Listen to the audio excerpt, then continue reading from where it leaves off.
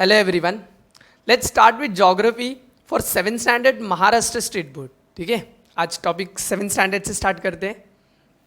ठीक है, so let's start with chapter number 2, the sun, the moon and the earth. First chapter मैंने skip किया because वहाँ पर हमने प्रीवियस स्टैंडर्ड में we have already studied about the earth.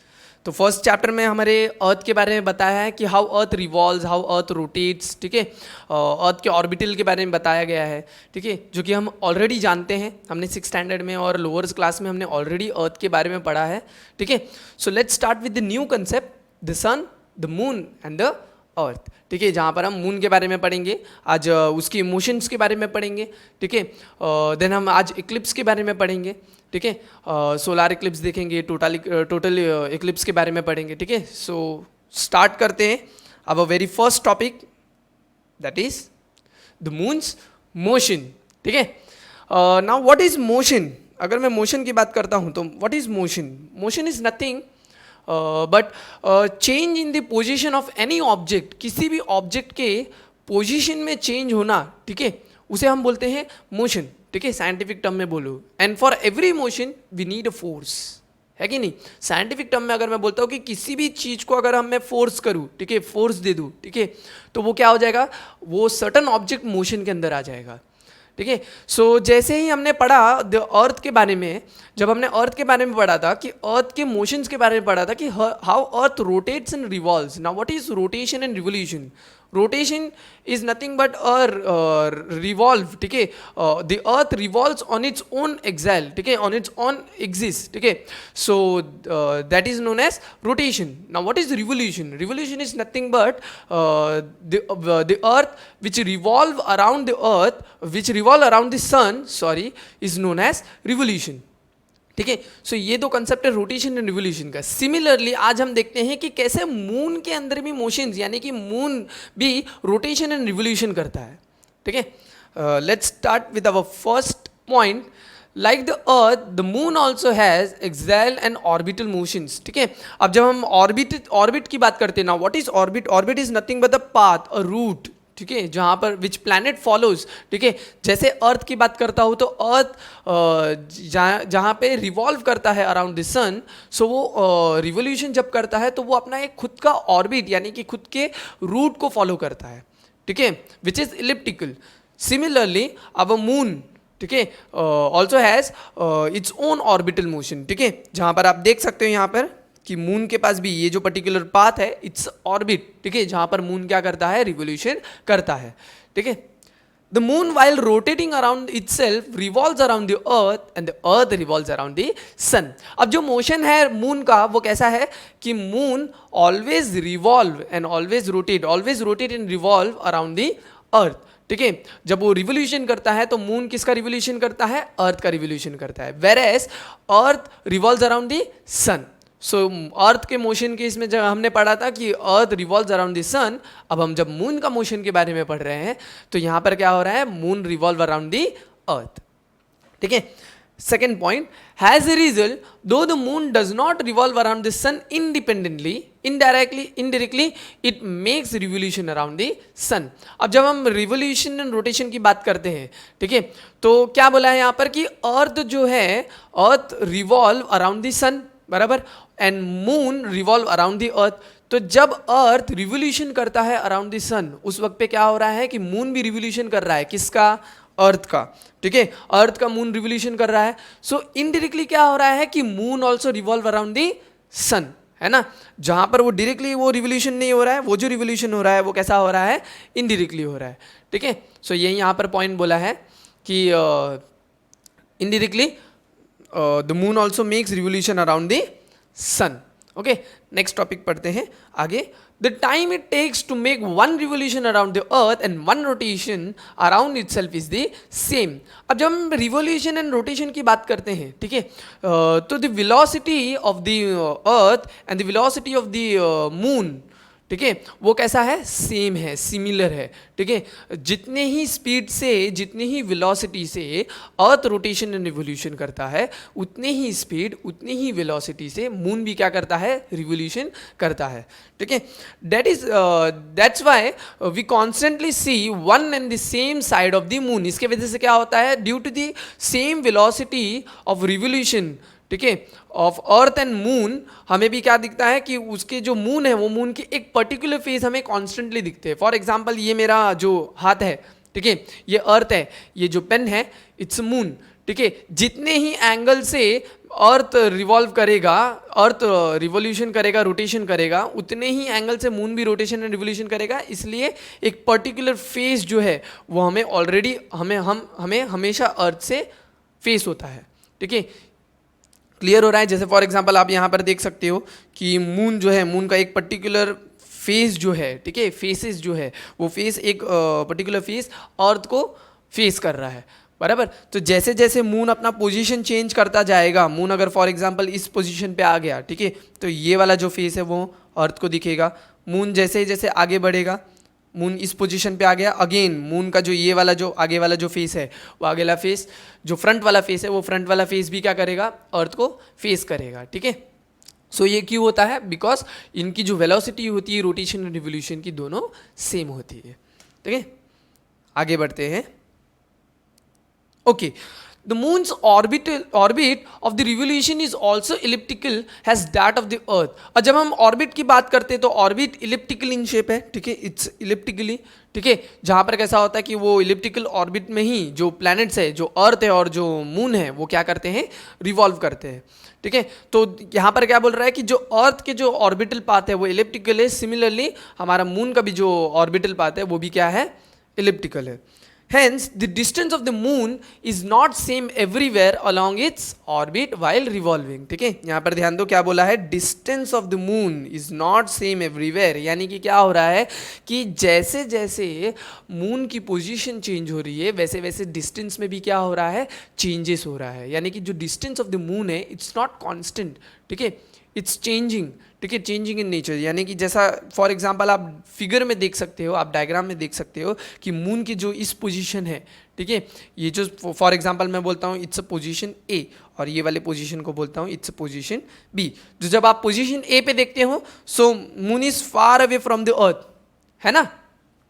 Whereas जब आप पोजीशन बी पे देखते हो तो moon is closer to the earth, बराबर। सो इस पर्टिकुलर डिस्टेंस में जो मून है, ये जो पर्टिकुलर पोजीशन है, ये जो पर्टिकुलर डिस्टेंस है, इसे भी एक पर्टिकुलर नेम दिया गया है। ठीक है, since geography is a science, यहाँ पर भी क्या हो रहा है, कुछ ज्योग्राफिकल टर्म्स यूज किए जा रहे हैं। जैसे फॉर एग्जांपल यहाँ पर बोला है पेरिजी एंड अपोजी। ठीक है, so this are the two words. ठीक है, now what is perigee? Perigee is a position of the moon, ठीक है, where moon is closer to the earth, whereas while apogee position, ठीक है, जब अपोजी में पोजीशन में होगा मून, सो वो क्या है, it's far away from the earth. ठीक है, यहाँ पर थर्ड पॉइंट में वही बोला है हमारा, when it is closest to the earth, when it is closest to the earth, याद रखो, when it is closest to the earth, ठीक है, it is said to be perigee. ठीक है, पेरिजी जो होता है वो एक ऐसा पोजीशन है जहां पर moon is closer to the earth. When it is farthest the position is called apogee. ठीक है, अपोजी। ठीक है, ये जो वर्ड है अपोजी, ये कब यूज हो रहा है, ये पर्टिकुलर टर्म, कि जहां पर मून की जो ऐसे पोजीशन है जो कि बहुत ही ज्यादा फार है। ठीक है, moon is far away from the earth. ठीक है, होप आप लोगों को समझ में आ गया होगा ये दो concept. This पेरिजी and apogee might be asked for 1 marks, what is perigee and what is apogee। ठीक है, देन आगे बढ़ते हैं। नेक्स्ट टॉपिक आता है हमारा moon waxing and moon waning. ठीक है, now what is moon waxing and moon waning? अब जब हम वैक्सिंग की बात करते हैं, वैक्स यानी कि क्या होना है, मोम पिघल जाना। ठीक है, सो मून, जब हम मून को देखते हैं स्काई में, तो कैसा होता है कि मून के जो शेप्स होते हैं वो हमेशा चेंज होते रहते हैं। ठीक है, तो वो जो चेंज होने का, यानी कि मून का वो जो चेंज होना, शेप चेंज होना, उसे क्या बोलोगे आप, वैक्सिंग। वहाँ पर वैक्सिंग एंड वेनिंग होता है। ठीक है, यानी कि winning is nothing but gaining, है ना गेन होना, ठीक है। जहाँ पर कैसा होता है कि मून अपने शेप को वापस गेन करता है और मून एक पोजीशन पे अपने शेप को क्या करता है, लूज करता है, ठीक है। जहाँ पर अब वो वैक्स होता है, वैक्स यानी कि मोम, ठीक है, पिघल जाना, ठीक है। ये जो पर्टिकुलर डायग्राम है, ये डायग्राम के थ्रू आप देख सकते हो कि कैसे मून के जो शेप्स है वो चेंज होते जा रहे हैं। देख सकते हो आप लोग, यहाँ पर क्रिशन शेप है, ठीक है। यहाँ पर देखो फुल एकदम सर्कुलर है, ठीक है। यहाँ पर आप सेमी सर्कल है, इस पोजीशन पे देखोगे तो ये वाला जो पोजीशन है सेमी सर्कल वाला है, ठीक है। ये वाले पोजीशन पे देखोगे तो ये क्रिशन शेप का है, ठीक है। तो ये क्यों होता है, इसके पीछे के रीजंस आज हम पढ़ेंगे। Okay, let's discuss moon waxing and moon waning, ठीक है। We see the phases of the moon in the sky from the earth, they are illuminated portion of the moon. अब जब हम मून को देखते हैं, ठीक है, why moon is visible to us, ठीक है, because of the reflection of the sun, ठीक है। सन की जो लाइट होता है, सन का जो लाइट होता है, इट्स मोर ब्राइटर, ठीक है, देन मून। मून के जो लाइट होते हैं और सन का लाइट होता है, तो सन का लाइट कैसा होता है कि ज़्यादा ब्राइटर होता है, ठीक है। सो अब यहाँ पर क्या बोल रहा है कि हमें मून क्यों दिखता है, जो मून के जो पोजिशन होते हैं, जो मून का जो पार्ट होता है वो हमें क्यों दिखता है, because of the reflection of the sun, ठीक है। They become visible due to this sunlight reflected from the moon, ठीक है। जो मून है वो क्या करता है, मून के ऊपर सनलाइट रिफ्लेक्शन होता है, इसलिए हम मून को देख पाते हैं, ठीक है। While revolving around the earth, ठीक है, the moon is on the opposite side of the sun on a full moon day. Now what is full moon day, full moon day के कंसेप्ट के बारे में पढ़ते हैं, ठीक है। अब ये पोजीशन के बारे में समझो कि पोजीशन कैसा है, ठीक है। यहाँ पर अर्थ है, ठीक है, ई इज रिप्रेजेंटिंग अर्थ, ठीक है। S is representing sun, okay, और एम जो है, एम इज रिप्रेजेंटिंग मून, ठीक है। तो जब फुल मून डे की बात करते हैं तो इन case of full moon day कैसा होता है, जो पोजीशन होता है वो मून का कैसा होता है, अपोजिट टू द सन। जैसे कि यहाँ पर बोला है the moon is on the opposite side of the sun. Sun के अपोजिट साइड वाला जो पार्ट होता है वो मून यहाँ पर होता है, ठीक है। इसलिए कैसा होता है कि आप देख सकते हो यहाँ पर भी डायग्राम में फुल मून डे में, जहाँ पर सन का रेस जो है वो सन का रेस मून की तरफ पड़ रहा है, ठीक है। और कैसा हो रहा है कि हमें मून पूरी तरीके से मून के रिफ्लेक्शन, यानी कि मून का जो सन का जो लाइट है, वो सन का लाइट मून तक पहुँचने के वजह से हमें जो मून है वो पूरा दिख रहा है, बराबर। तो जो अपीयरेंस है मून का वो कैसा है, फुल सर्क्यूलर दिख रहा है हमें, ठीक है। सो ये हमारा है position when full moon day, full moon day के टाइम पे कुछ ऐसा पोजीशन होता है, ठीक है। आगे बढ़ते हैं। Where on the new moon day, अब न्यू मून डे के बारे में पढ़ते हैं। न्यू मून डे में कैसा होता है, it is position between the sun and the earth. अब यहाँ पर कैसा होता है कि मून का जो पोजीशन होता है वो कैसा होता है, सन और अर्थ के बीच में, यानी कि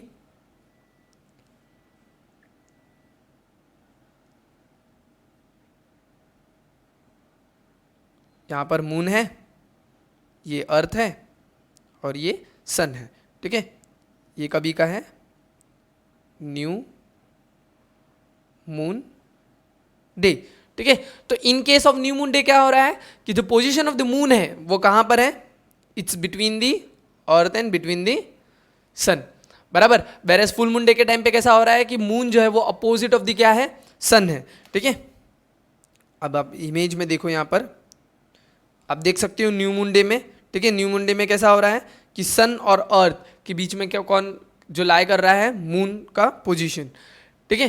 क्लियर हो रहा है। अब इस पोजीशन में कैसा होता है कि मून जो होता है it can not visible, it's invisible, ठीक है। अब वो इनविजिबल क्यों होता है, बिकॉज अब जब सन, फॉर एग्जाम्पल सन अगर पीछे की तरफ है, ठीक है, तो सन का जो रेज है, सन की जो लाइट है वो पीछे की तरफ आ रहा है, ठीक है।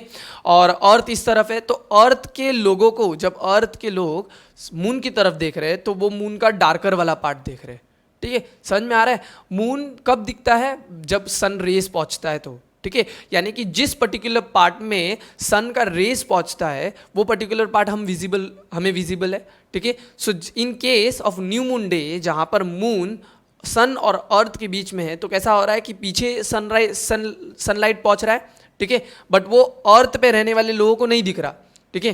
तो जो अर्थ के रहने वाले लोग हैं उनको डार्कर वाला पार्ट दिख रहा है, डार्कर वाला पोर्शन दिख रहा है, ठीक है। इसलिए the moon is invisible over here, ठीक है, जहां पर हमें दिख नहीं रहा, ठीक है। सो ऐसा वाला पार्ट हो जाता है। और इन case of full moon day अलग ही कुछ हो जाता है, यानी कि इसका डायरेक्टली अपोजिट हो जाता है, जहां पर क्या हो रहा है कि पूरा का पूरा जो सनरेज है, यानी कि मून इधर पर्टिकुलर मून है, बीच में अर्थ है और यहाँ पर सन है, तो सन का पूरा रेस मून की तरफ पहुंच रहा है, ठीक है। तो हम जो पार्ट देख रहे हैं वो मून का जो पार्ट देख रहे हैं वहाँ पर सन रेस पहुंच रहा है, इसलिए हम उसको अच्छी तरीके से देख सकते हैं, ठीक है, it's visible. वेरेज in case of new moon day में कैसा हो रहा है कि मून का जो पार्ट हमें फेस कर रहा है वो डार्कर पार्ट है, हम डार्कर पार्ट को फेस कर रहे हैं, इसलिए हम उसको नहीं देख पा रहे। Whereas in case of full moon day में कैसा हो रहा है कि मून का जो फेस जो हम फेस कर रहे हैं वो कौन सा वाला है, लाइटर वाला है, यानी कि लाइट वाला पार्ट है, ठीक है। सो ये होता है new moon day and full moon day, ठीक है। तो समझ में आ रहा है कि कैसे मून पूरा दिख रहा है, देन वापस से मून इनविजिबल हो जा रहा है, कंप्लीटली इनविजिबल हो रहा है और कंप्लीटली विजिबल हो रहा है। तो मून कैसे इनविजिबल हो गया, यानी कि वैक्स हो गया, मून कंप्लीटली दिख रहा है यानी कि वेन हो गया, ठीक है। देन आगे बढ़ते हैं। On the first day and the third quarter day, the moon, the earth and the sun make an angle of 90 degree। अब ये वाले पोजीशन पे देखो कि first day and the third quarter day, ठीक है, जैसे ही मून का रिवोल्यूशन होता है, ठीक है।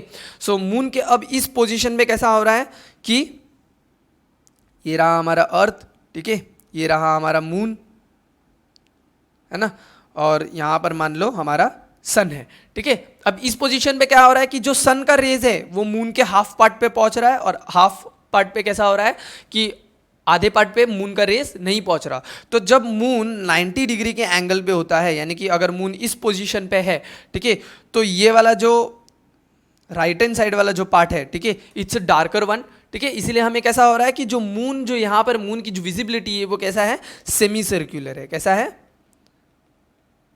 Semi circular. जहां पर जो मून है वो मून कैसे दिख रहा है, हाफ मून दिख रहा है, ठीक है। वेरेज अगर हम ये वाली पार्ट बोलते हैं तो ये वाले पार्ट में भी सेम डार्कर वाला पार्ट जहां पर सन का रेज नहीं पहुंच रहा, ठीक है, सो वो इनविजिबल हो जाएगा। जहां पर सन का रेज पहुंच रहा है वो विजिबल हो जाएगा। सो यहां पर भी यानी कि फर्स्ट क्वार्टर में और थर्ड क्वार्टर में, यानी कि आधा फर्स्ट क्वार्टर यानी कि फर्स्ट हाफ उसने कंप्लीट किया और थर्ड हाफ पे जब वो पहुंचा, ठीक है, तो मून का जो अपीयरेंस होता है और मून जो दिखता है वो कैसा दिखता है, सेमी सर्क्यूलर। कैसे दिखता है, सेमी सर्क्यूलर, यानी कि हाफ मून, ठीक है। आप देख सकते हो इमेज में, यहाँ पर मून का रेस जहाँ पर पहुँच रहा है, ठीक है, और जहाँ पर नहीं पहुँच रहा है, डार्कर वाला पार्ट जहाँ पर रेस नहीं पहुँच रहा है, यानी कि उस जगह से मून, उस पोजिशन, उस साइड से, उस पर्टिकुलर पोजिशन से मून इनविजिबल है, ठीक है। यहाँ पर भी देख सकते हो आप फर्स्ट क्वार्टर पे, ठीक है। सो कैसा हो रहा है कि मून का, इसके वजह से क्या हो रहा है, मून का शेप कैसा हो रहा है, वैक्स हो रहा है कुछ जगह पे और कुछ जगह पे वेन हो रहा है, ओके। अब कंसेप्ट को और इंटरेस्टिंग बनाने के लिए और अच्छी तरीके से शो करने के लिए I have arrange some video for you all, ठीक है, जहां पर आप वीडियोस के थ्रू आप देख सकते हो कि मून के जो वेनिंग है और वैक्सिंग है वो कैसे होते हैं, ठीक है, और कंसेप्ट जो है वो आपको और भी अच्छी तरीके से क्लियर हो जाएगा। Welcome to Moo Math and Science. In this video, let's learn the phases of the moon. As the moon revolves around the Earth, its appearance changes and cycles through 8 different phases. The 8 phases are new moon, waxing crescent, first quarter, waxing gibbous, full moon, waning gibbous, third quarter, waning crescent, and then you're back at new moon. So let's get to work on learning these phases. First, the moon revolves around the Earth in a counterclockwise direction. An easy way to remember counterclockwise is to think about running the bases during a baseball game. You run in a counterclockwise direction. So let's begin at new moon, which would be home plate.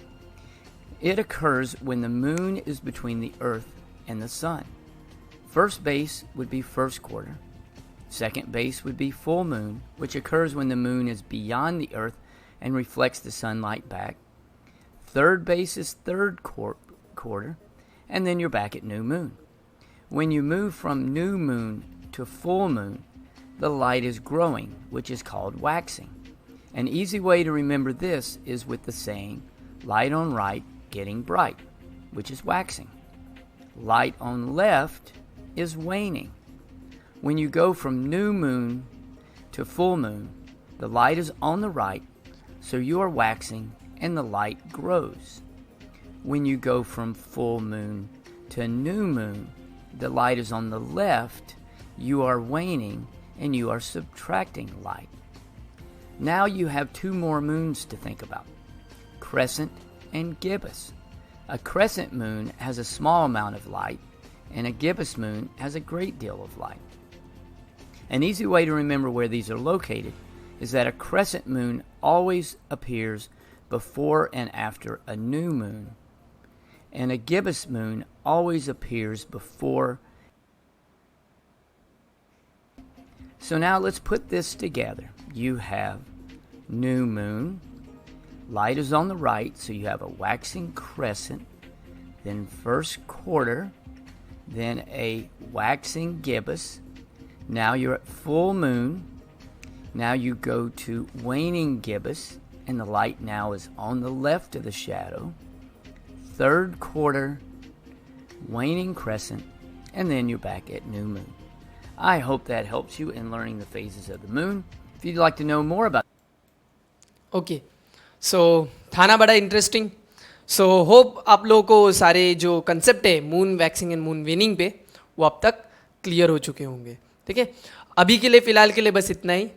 आगे और भी हम chapters complete करेंगे, काफ़ी interesting है. आगे हम Eclipse के बारे में पढ़ेंगे, ठीक है, जहाँ पर हम सोलार इक्लिप्स के बारे में पढ़ेंगे, लूनार इक्लिप्स के बारे में पढ़ेंगे. ठीक है, उनके भी सब डिवीजन के बारे में पढ़ेंगे, जैसे पार्शल क्या होता है, टोटल क्या होता है. ठीक है, तो वो चीज़ें भी पढ़ेंगे, काफ़ी इंटरेस्टिंग है. ठीक है, और भी मैं सारे अच्छे अच्छे वीडियोस के साथ आप लोगों को जो कंसेप्ट है वो काफ़ी ईजीएस्ट वे में करूँगा. अब तक के लिए जितना भी पढ़ाया है, ठीक है, टेक्स्ट बुक्स पढ़ो, फॉलो करो टेक्स्ट बुक को, और जितने भी कंसेप्ट है वो गो थ्रू करो. If any doubts please let me know. Thank you.